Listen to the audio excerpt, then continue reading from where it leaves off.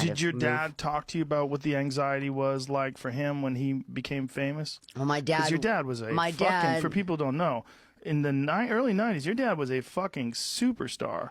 But he had a very different lifestyle than I did, as my dad grew up in a house that didn't even have an indoor bathroom. My dad hadn't gone to the dentist until he was 30 years old. My dad had never gone to a dentist. My dad grew up poor. My uncle still lives in their same house. He's got an indoor bathroom now because my dad's a G and put that in.